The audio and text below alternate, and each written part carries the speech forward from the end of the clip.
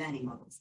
And from this, just to share with you some statistics and the scale of what AI can bring to the table, Pfizer was able to significantly reduce data capture from the moment they start the clinical trial to the generation process from 25 days historically to 1.7 slightly. So that's a significant improvement in terms of that. Yeah, from data lock, i.e. when the clinical trials are finished, to publication, normally it takes 35 days. They reduce this down to 2 hours. And finally, just to give you kind of a really interesting take on the scale of this, right? The total savings in that whole clinical trial process through the use of technology was around 3,500 man-hours. That's around 145 days they saved fast-tracking this. As a result, they were able to release COVID in 9 months, right? That's a first for any vaccine. Right? So that's an experience from healthcare, how AI has really transformed the industry.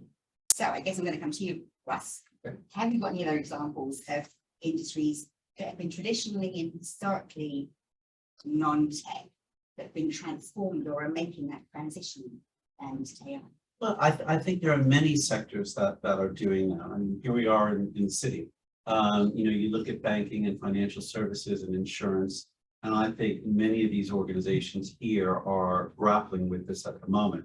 A lot of them are already using machine learning. For example, insurance companies using machine learning to process claims more quickly, et cetera. And every boardroom is now saying, how do we accelerate our agenda?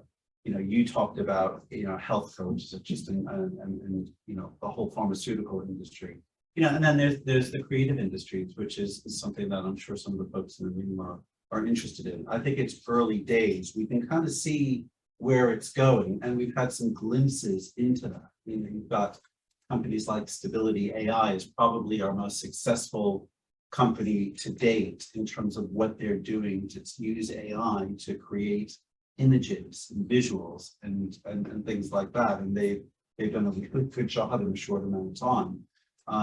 And then, there's this other company I've just come across recently called Midjourney. I don't know if any of you have heard of them, but they're also doing some things in a similar way where you just go online and, there's simple text that then transforms into these visual images. You'll be able to make videos. So you start to see movement in so many of these different areas. And I step back and look at this and say, this is going to happen across every industry that is out there. So, those that can move quickly and accelerate and get concept to market quickly will be ahead of the curve. And then from a tech point of view, you're going to have all the big tech giants, who are wanting to play in this because some of them see great opportunities there, but some of them, I look at Google, probably feels very threatened by this. So they've got Bard now, they're moving in that direction. So everybody is thinking about this. The one thing I would also say is, there's a lot of hype at the moment. There's a lot of interest, all for good reasons. And, every time we go through a cycle like this, there's going to be winners and losers. And then in another 6 to 12 months, people are going to say, well, what's really come out of this? But I actually think if we get this right, there won't be a lot of returns in the near term per se. You'll see examples of it, and some of this may go absolutely pear-shaped. But I think if we can build foundations around all of these dimensions that I spoke about earlier, how do we make for a sustainable AI journey? There will be car crashes along the way. It's going to happen. But let's think about industry by industry. How can we accelerate it? Some industries will probably disappear. We have to be prepared for that. New industries, new capabilities will emerge. I always say to people, look, the SEO role, the search engine optimization role, didn't exist 15 years ago. And now, every company's got an SEO. You just got to make that leap of faith. But I think, again, I try and think more broadly about, the average person on the street. How are they going to interpret this when, their company says we're cutting X number of jobs and the job's going to go because we're automating this and AI is taking that over. That's, I think, the creative industries is gonna have some of that too, to a big degree. And just building on that opportunity, what do you think people can start to do to help transition them into a better position? Yeah. So that they're not so affected?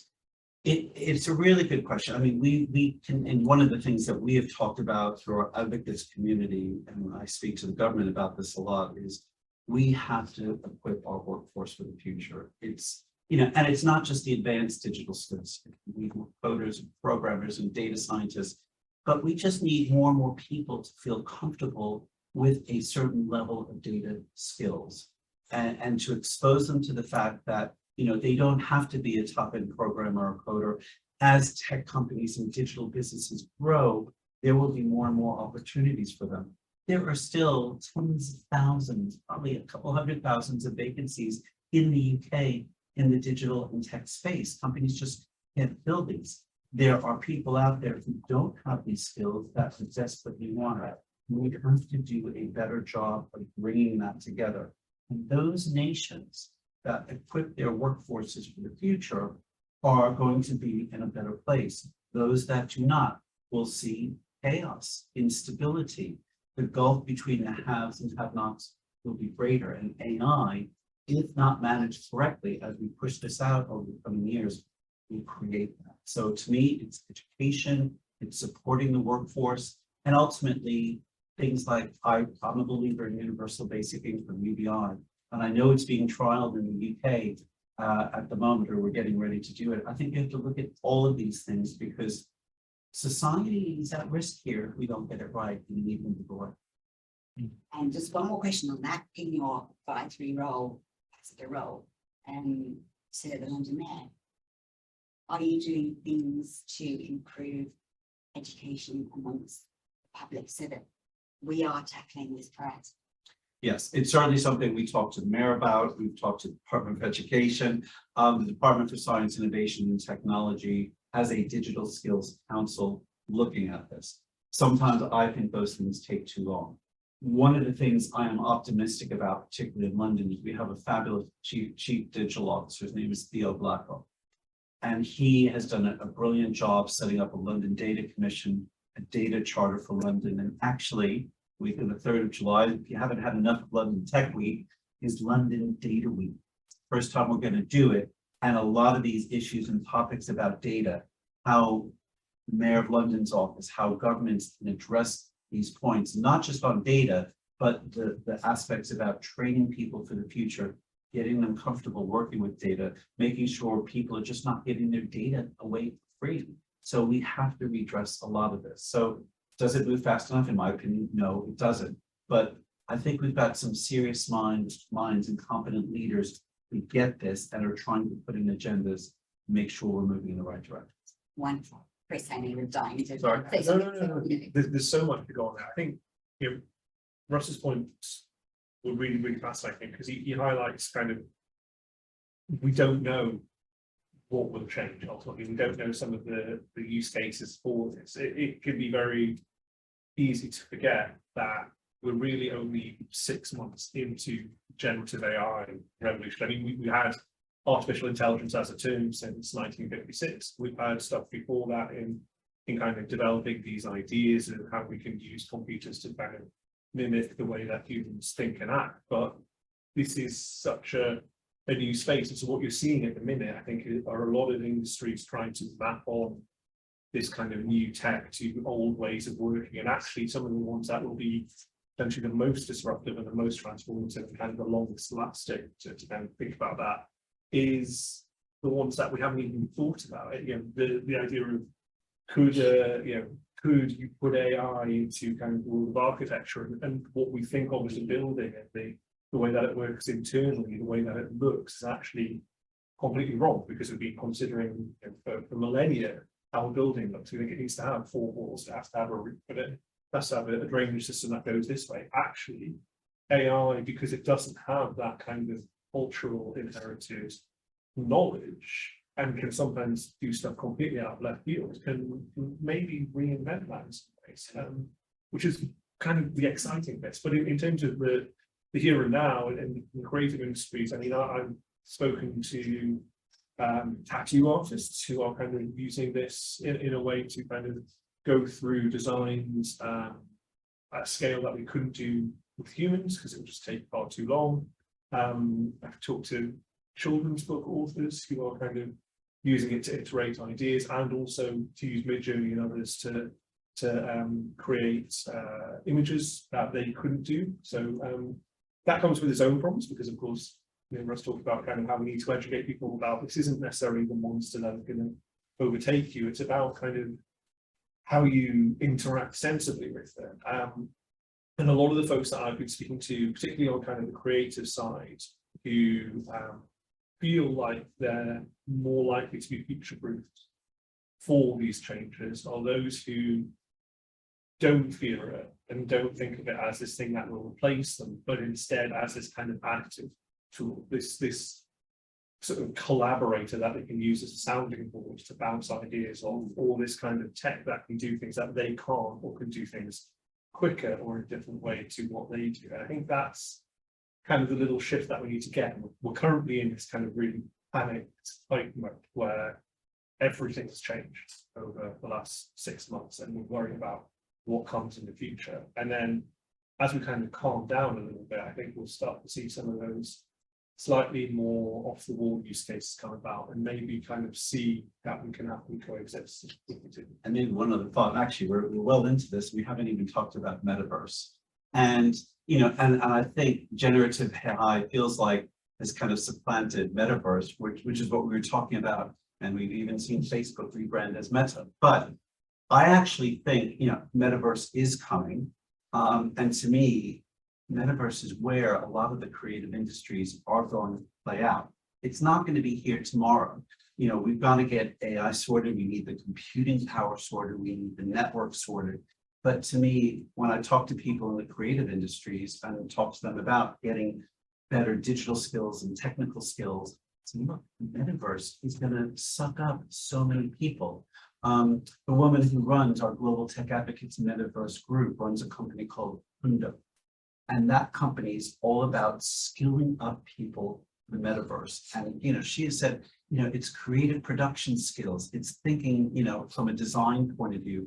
And she looks up and she said, we are going to, get so excited and everybody's piling in. And we look around and say, but where's the talent? Where's the skill set that's going to really power the metaverse in the next 5 to 10 years? That's where we have to double down and start talking to not just younger people, but older people and say, need to be skilled up for this. If you're great in the visual arts and design, and I talk to UX and UI people, say we're hungry for such talent. I just see that exploding exponentially as we move in this journey towards the metaverse.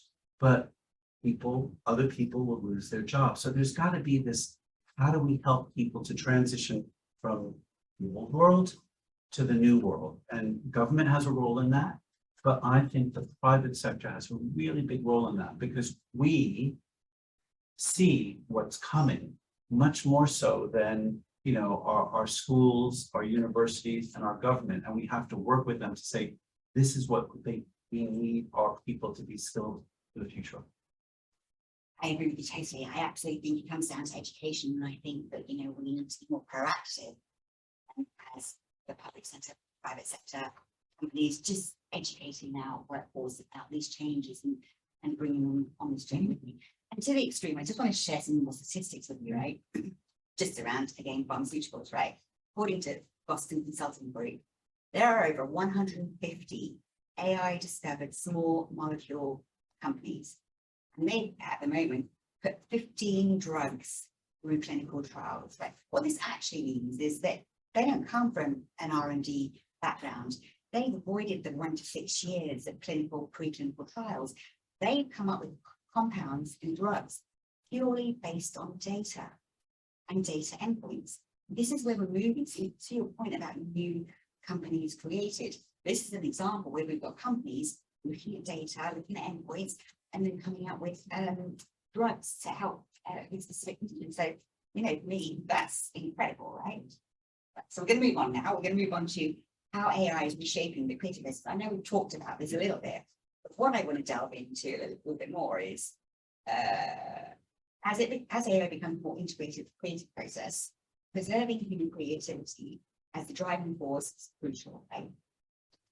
How do we strike the right balance between leveraging AI's capabilities and maintaining a unique perspective and intuition in the process. I think it's a case of keeping the human at the core, which is often quite difficult to do when you're so focused on tech. And a lot of the people that are making the strides at the minute are, you know, with the best will in the world, some of the big tech companies that, you know, maybe think of us more as data points than as humans. And that can be quite challenging for us to then try and fight against. But yeah, we're seeing you know, the rise of kind of open source LLMs, which kind of allow you to have a little bit more ownership over, you know, what is being trained and how it's being trained, and therefore, you know, reflecting more of our values than maybe Silicon Valley values or others like that. So I think that's really exciting, and it's great that we have DeepMind, admittedly kind of subsumed into Google, but you know, a strong London-based company with a kind of strong you know, London accent to it, which allows me to kind of then have a little bit more ownership over this. And likewise, Stable Fusion as a Stability AI, we have kind of, you know, really strong champions there who are doing this stuff.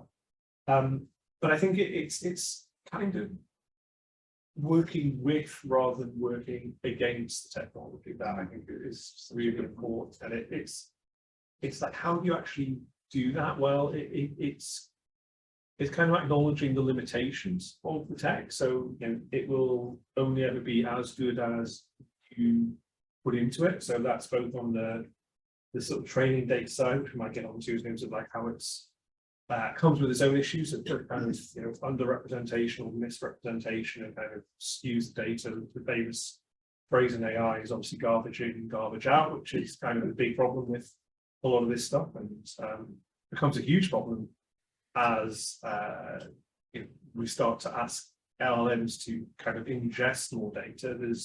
I did a paper write-up for New Scientist of an academic bit of research that suggested that by 2026, LLMs are becoming so voracious in their appetite that we're going to run out of training data that is human generated. And so then suddenly you have this weird kind of eating its own tail thing where, you know, the internet is being filled up with LLM generated content, and suddenly it's learning from the LLM generated content, and you get this horrible recursive loop of it becoming just awful, frankly. So we have that issue. But I think it's kind of just making sure that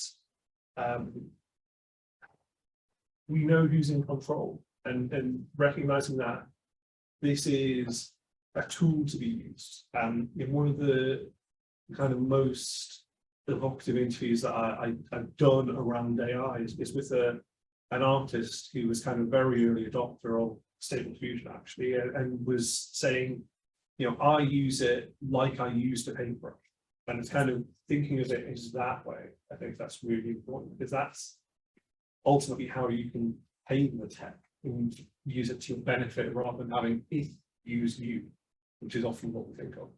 Can I jump in? I think you've made a really excellent point, which is working with rather than working against technology.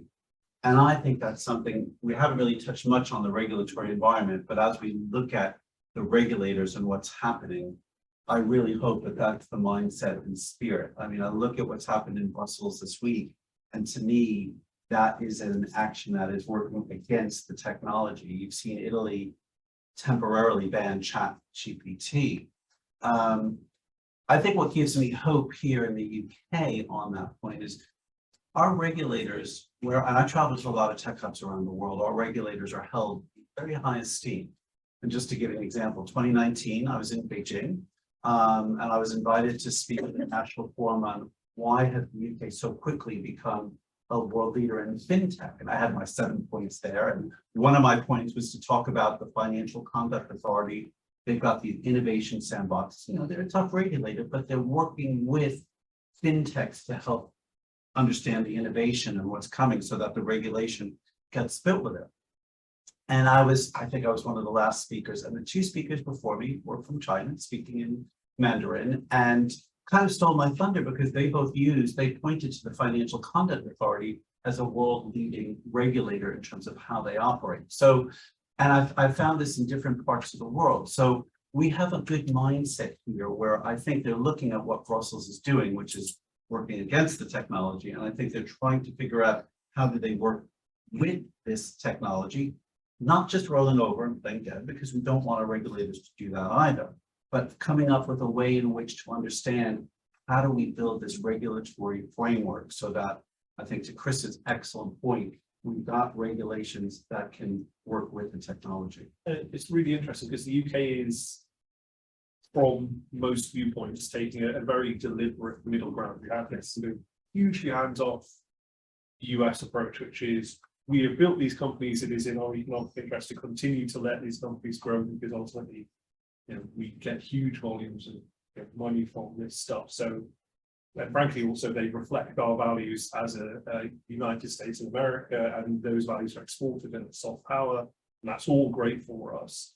Then you have the European Union, which is has traditionally taken very hard line against that because of its kind of own reasons and I maybe disagree in terms of I think that the European Union approach is not 100% right, but I'd probably lean more towards that side than the other. But then the UK, because of the kind of challenges that we find post Brexit, things like that, finding our own feet, it seems like we're trying to almost sneak in through the middle a little bit, and the nimbleness that we have because of being comparatively a small market, not people in the European Union, got 300 million. In the US, we're smaller, but we still have an outsized impact with the FCA and others, and that kind of respect means that we can kind of nip in there quicker and kind of help set a global standard that is then reflected with our own values, which is good because I'm a tech skeptic, tech reporter. The last 20 years have been pretty terrible for me because I have to take and observe the rules of Silicon Valley and everything that I do through Facebook, through Instagram, through Twitter, through all sorts. So that's not always good. And so the idea of kind of having a little bit more ownership culturally over what this looks like is pretty exciting. So that's great. We're already approaching the conversation of ethical discussions and regulations, which is great. So before we actually get a little bit deeper in that, and I'm just a bit conscious of time, we'd like to invite the audience to participate in a question. So I'm sure you've all heard the statement that 50% of AI researchers believe that there is a 10% chance or greater that AI could lead to human extinction. So the context behind this is that in 2020, there was an expert survey that was sent out to AI researchers, and actually it's 48% responded to say that they believe that there is a chance the effects of AI would be extremely bad. So I'm going to open out to the floor. Can I have a show of hands? Who believes that AI could lead to human extinction? Oh, one. I think there's a small chance if we get it completely wrong. Yeah. You do? I do. If, in the wrong hands, we've got nuclear armaments all around the world. Somebody gets a hold of something and does something. There, you pray and hope, but there's, I wouldn't say it's zero. Interesting there. My views, I think that honestly, I think we have an opportunity here to stage the direction of AI and to make it work for us, right? We have to think about the positive. Every revolution, industrial revolution comes about, brings change to society, and normally those changes are for the good, right? So I think we've got to capitalize. In addition, there are laws that we need to put in place to support these. I go back to the fact that, until we had cars, we didn't have regulations on the road. Until we had issues around data privacy, we didn't have GDPR. Until we had pollution, we didn't have climate measures and controls. So everything as we progress forward requires some kind of regulations to kind of put in place to help ensure that we do this in a responsible way. Right. The question here is that at the moment, AI is really in its infancy, right? And we all agree that as humans, the more we learn, the better we get, right? But how do we ensure that we don't, with regulation, stifle innovation and stop it growing at the rate we like it, but control it? So the question is, how do we ensure that the regulation doesn't stifle innovation, but encourages it in a controlled way? Well, I think that we're already kind of doing it. And this is the interesting thing. Like, it feels like we're on a weird pendulum. So like the last, this is my inner skeptic coming out, but we are currently dealing with the problem that we brought by letting big tech companies just grow without consequence since, frankly, like, well, you go back to like the Communication Decency Act and things like that in the US, but like writ large, the last 20 years between like the rise of Facebook and YouTube and Twitter and stuff, and a lot of kind of our split politics and polarization can kind of attribute in part, I suppose, to us kind of turning the other way, saying actually it's really good because we fell for big tech company executives claims that, you know, we need to have no leash on us in order to maximize the ability of this technology to transform all society and improve it, put behind the scene. And turns out actually that might have been a bad thing. And then we've kind of gone into a sort of drastic over-regulation, trying to bring that back to heel after the horse is bolted, which is a huge problem. And we're not able to do that. With AI, I'm kind of heartened by the fact that so early into this technology's development, we've gone through the phase of we don't have to kind of tamp down really hard, nor do we have to just let it go free. And we're having much more intelligent conversations about what regulation should look like at this stage of its development that we have had with previous generations of technology. And I think it's kind of it's really good to see that, because we need to ensure that there are opportunities for growth while not completely just stifling this at birth. And I think we're kind of getting there, but the problem with this is AI is moving so fast that it's kind of like whack-a-mole, and then yeah, we could end up, the AI Act that was kind of, you know, quote unquote passed this week is actually the first step of a multi-stage process that will result in it being enacted and coming into force and people having to adhere to it in 2026. And in 2026, what is AI going to look like? Well, who knows? That's the huge challenge. So I think it's kind of, I'm optimistic about that we're kind of on the right track and that we're asking the right questions, which frankly, at this stage of like the previous generation of technology, we just weren't asking the questions at all, which is really weird to see that we're doing this. Yeah, I think it's great to see that we're proactively tackling these discussions and having these discussions rather than waiting reactively. You know, so I think for me that's a great thing. Right, so talked about AI. So we're going to move on to envisioning the future of AI-driven design and its potential global influence. Right? So the global influence of AI design cannot be underestimated. It has the capacity to transcend geographical boundaries, foster cross-collaboration, and facilitate exchange of ideas and perspectives. We've talked about large learning models, and last month I was privileged to attend a speech delivered by Sam Altman, CEO of ChatGPT, and he came across and said the three takeaways I took from this. He said thoughtful implementation. So he emphasized the fact that this is a gradual and incremental change, and we need to allow the world to adapt with this, because he sees this really kind of taking off, and we are just at the start of this. He also believes that large language models will equalize opportunities and give everybody access to education. I think up until now it's been a privileged few. We're looking at third world countries all across the board having a kind of a common baseline. And finally, the fact that it's an ongoing journey. So this is going to impact everybody drastically along this path.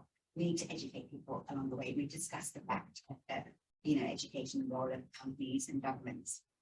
Russ, how do you see the integration of these large language models shaping the creative landscape? And what potential benefits and challenges do you see? I think it's going to be very significant. I mean, interesting, you know, given those 3 points that he made. He has a very optimistic view of things, which I applaud. But I was sitting there thinking, you know, I remember, you know, when Mark Zuckerberg and others were painting these pictures of what Facebook was going to do and Google saying do no evil. I'm thinking, it's nice, it's aspirational, but I don't buy it. I just think, you know, that thoughtful implementation. Give me a break. I mean, we hope that's the case, but in reality, it's just not gonna happen. people are going to use this to their advantage. They're going to take advantage of it. So that's just one thing I wanted to I comment. just found out that he's making a lot of money out of this. So Yeah, he's going to be very good. absolutely. That's great, actually. Absolutely, absolutely. And I think, large language models will have an impact on the creative process. They will have an impact on innovation processes. There's no doubt about that. I mean, I think they will help from a cost point of view. And to your great examples from pharma, what you've experienced, the speed to market, the efficiencies of that's great upside. The downside for me is, will we be smart enough and sensible enough in using these large language models to ensure that we still have a good degree of human interaction along the way, rather than just ceding it all to the models, to the tools, and stepping back and just letting it go crazy. And the examples I've seen, we've talked about stability AI and the journey, and I look at that and think, wow, okay, you can see where this is going if humans are not actively engaged in the process. And some of it will be perfectly good and perfectly acceptable, but I think not having that human oversight over how these models get deployed into company processes is terrible. I think that kind of speaks to the idea that we're in this early stage, right? Like the earthquake has happened and the ground is still shaking a little bit, but it will eventually settle and we'll kind of understand how to use these things intelligently. And it does need that human oversight. I think that's one of the things that you start to see. I look at LinkedIn occasionally and kind of see these job listings for not just like prompt engineers, people who can kind of intelligently interrogate these generative AI models to get the best possible outcomes from it, but also we're starting to see CISOs, CIOs, others kind of thinking about how do you sensibly integrate this stuff into your data workflows that in a way that doesn't kind of compromise your company and also keeps the humans at heart. But I think there are huge opportunities to use it, and ones that will be the most transformative, the ones that we haven't thought of. But there are kind of really everyday ways that this is being used. I've done a story that hasn't been published yet, but I've done the reporting for it, where LLMs are being used by builders because they're traditionally people who they know how to do things very, very manually, very, very well, but the sort of customer management side of this, where they have to kind of send out invoices, broker those connections in order to get the work, they're not so good at. Their education might be at a level where they're actually not comfortable writing about this. A lot of them, they have dyslexia or things like that. And so what they're doing is they're putting their prompt into ChatGPT, saying, can you write me a message saying I'll be at this job at 2 p.m. This is what I'll do. It will cost this amount of money. And they're getting a kind of very nicely written, customer-friendly message. I think that's one of the examples of this tech where we can actually kind of see, weirdly, if we wrangle it the right way and we kind of lasso it in, it can make us more human rather than less. And let me just share an example. I know we're running out of time. There's so much we haven't discussed. I mean, bias, data security, all these are all aspects that feed into this, but we just don't have time to discuss that. So thank you for your report. I think it's really interesting. I want to take the opportunity to kind of open the floor out to questions before we move on. So any questions for the panel that we'd like to ask? Sure. We've got a mic somewhere, so I wonder if do we need a mic? We probably don't, but go for it. Thank you. The title of the talk today is AI Design Innovation.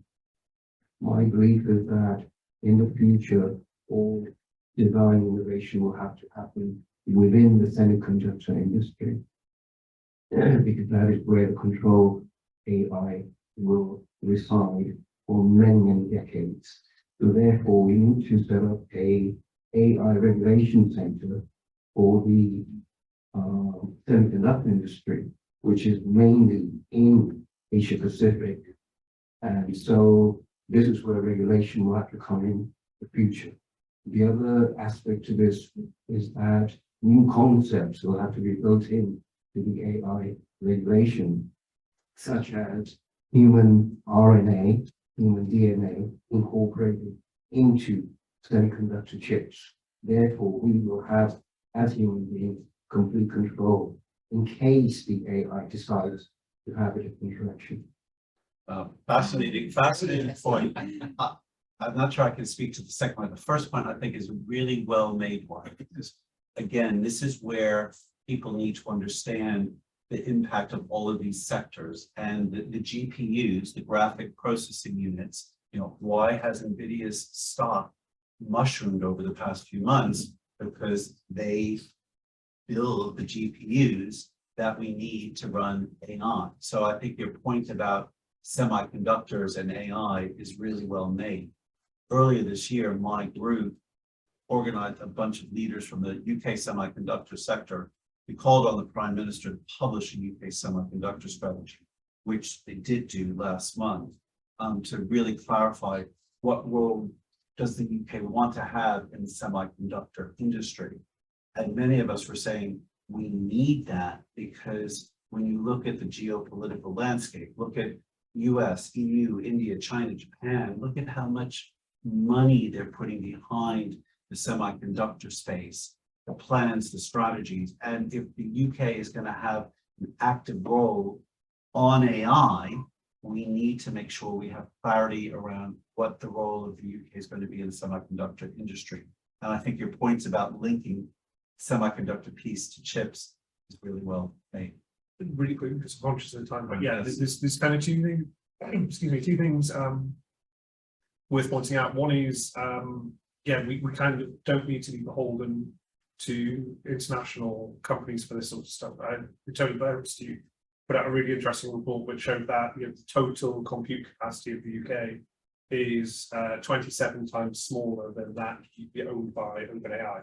It's kind of an indication of like how ridiculously imbalanced this is at the minute. And then you know, on kind of semiconductor side, it is really important that we have kind of, you know, shorter supply chain towards this. It's concerning that ARM, which is kind of our homegrown semiconductor success story, has kind of decided to list elsewhere, which is a bit of a blow for us. I think it's something we need to kind of. I spoke to their EVP on Wednesday because I challenged him. I said, look, when you list in the US, jobs will move there. And he said, no, he said they're really doubling down to hire British talent to grow their base here. And he said they are also considering, it's not disclosed yet, Chatham House rules, they're considering a secondary listing here, which I took as a promising sign. But no, your points are well made. Do we have any other questions? I just wanted to touch on productivity, which you kind of half discussed, sort of. But we're living in. So I think I'm loud enough for the speakers. We're living in a world where productivity growth, particularly in the UK, but also in a lot of the Western world, has just flatlined over the last 20 years. And there's lots of discussion why that might be, and a lot of academic papers, and I'll talk about that in a bit.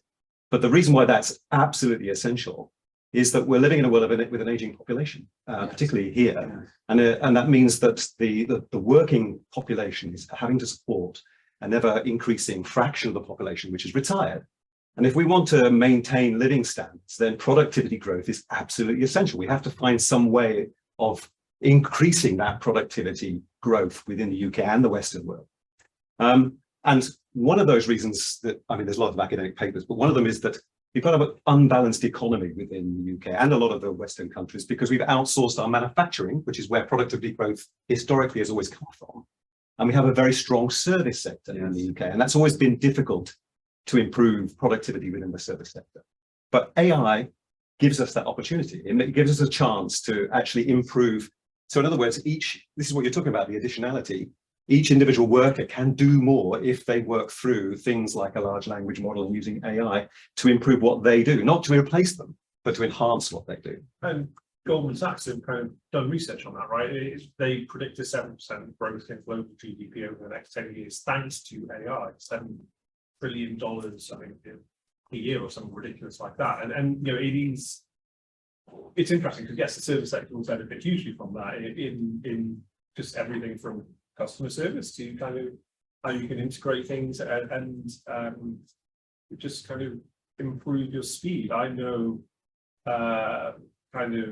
researchers whose job it is to kind of keep abreast of all the developments who are using it to summarize things. I've used ChatGPT Plus's plugins and integrations to kind of summarize videos that have been really, really long in a very speedy way. So that's kind of the benefit, I think, of this.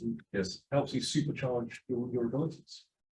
Great, Wonderful, great. wonderful, wonderful. So thank you for the questions. We're going to bring it to a close, and in some of our key speakers had to make dash. So we've explored some interesting conversations here without a doubt.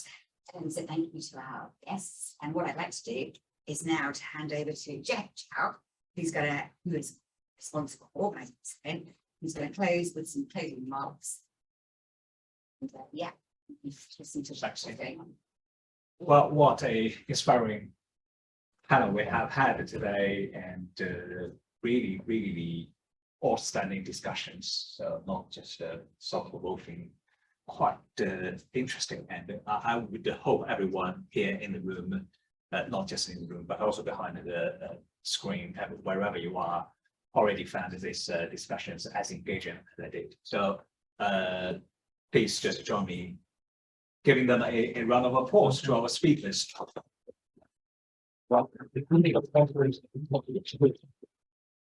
Also, I want to express my sincere thanks to our gracious host who provided a fantastic support to these events, General Manager Mr. Yang and his dedicated team who spent hours and hours preparing this venue, setting up the system, and making sure every single detail is being taken care of.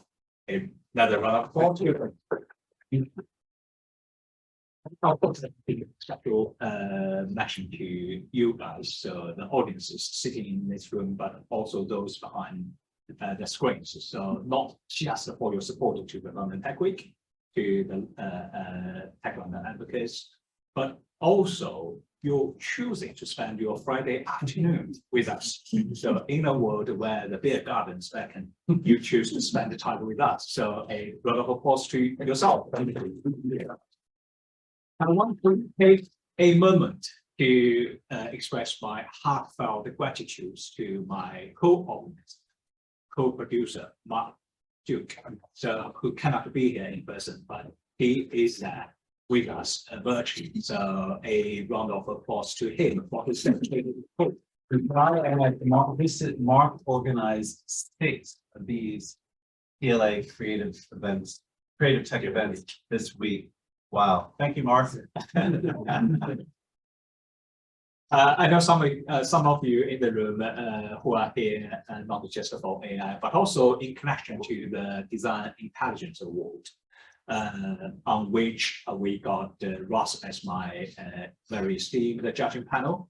I'm honored to serve as the chair for the UK chapter. So if you have any specific question about the Design Intelligence Award or the participants of it, just please identify yourself and let's have a meaningful discussion. It's very unfortunate that Ross need to be leading right after the discussion, but I will be here. Right. So now it's a time to celebrate. So we got our refreshment ready, our drinks ready. Just enjoy yourself. Thank you. And Thank have a you. good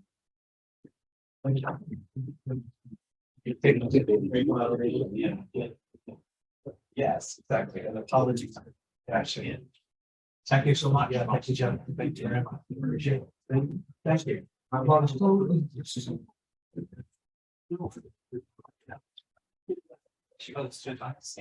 got details. I'll send you. Yeah, welcome you.